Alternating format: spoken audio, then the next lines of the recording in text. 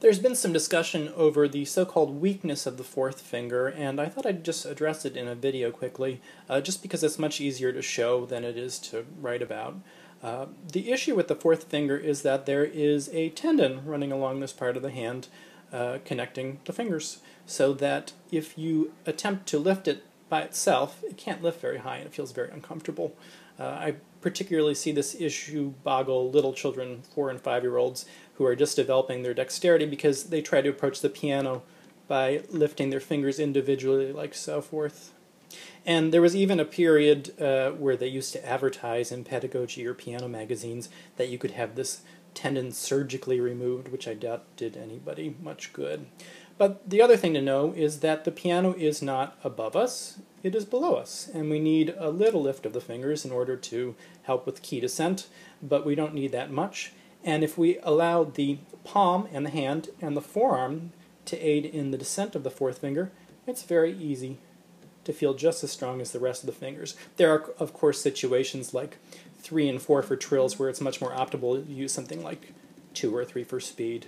It's not great for everything, but nonetheless the fourth finger can in fact feel very strong, particularly in an arpeggio type situation. Looking at the hand for a moment, you'll notice we have the center of the hand. This is the strongest and most stable part of the hand. They actually call this the chi in things like Tai Chi because it's so stable.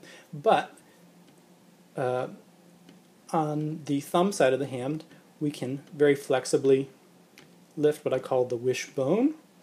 And the hand's very flexible, it's not a wooden thing at all. And the same thing with the other side of the hand, we can also lift what I call the thumb, the fifth finger side of the thumb part of the hand. And so if I were to play, say, 2 to 4, I would just lift all the available fingers. In this case, the available fingers are 3, 4, and 5.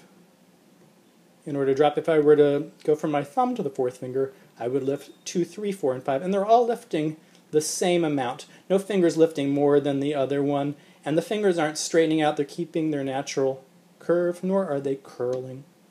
I'm just moving one piece. And I'm feeling this all the way back to the back of my forearm, where my forearm connects to my elbow.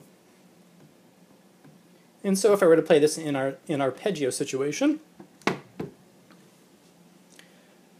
I might need an extra little lateral movement to get me to the fourth finger, just because it's a little farther away. And speed.